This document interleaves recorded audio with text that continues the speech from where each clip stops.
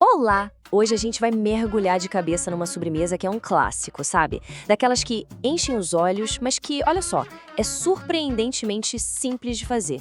Vamos desvendar o rocambole de doce de leite perfeito. E essa frase aí na tela resume tudo, né? É a prova de que não precisa de complicação para impressionar. É pura elegância, mas sem aquele esforço todo. E a gente vai ver direitinho como isso acontece. Então, vamos lá. O que faz desse rocambole um clássico tão descomplicado? Para começar, a rapidez e a eficiência dele. É impressionante. Olha isso! Dá para acreditar! São só 15 minutinhos de preparo. É isso mesmo! Em um piscar de olhos, a massa já tá prontinha para ir pro forno. Sério, muito rápido.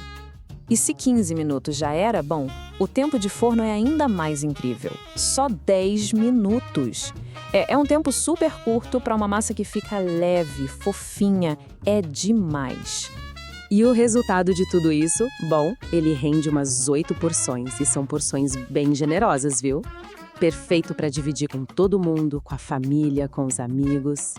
Ok, agora a gente chega no coração da simplicidade dessa receita. O segredo da massa, que leva só 4 ingredientes básicos. É isso aí que tá na tela. Para fazer essa massa é só isso: ovos, açúcar, farinha de trigo e fermento. Fala a verdade, é tudo coisa que a gente geralmente tem em casa, né? Nada de ingrediente exótico, nada difícil de achar. E para o recheio e para finalizar, a simplicidade continua reinando. Um bom doce de leite bem cremoso e um pouquinho de açúcar para polvilhar por cima. Não precisa de mais nada. É o clássico que funciona.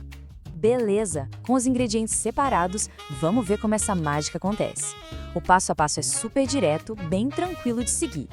Tudo começa batendo os ovos com açúcar. E aqui tem um segredinho, tem que bater bem, sabe? Até a mistura ficar bem clarinha, cheia de ar. Depois, com muito cuidado, a gente entra com a farinha peneirada, incorporando bem devagar para não perder essa leveza toda. E esse ponto que eu falei, de bater bem, tem nome. É o famoso ponto fofo. É exatamente isso que a gente quer. Um creme pálido, grosso, bem fofinho. Chegar nessa textura é o que vai garantir que a massa fique super leve. Para fechar a massa, a gente incorpora o fermento, também com delicadeza.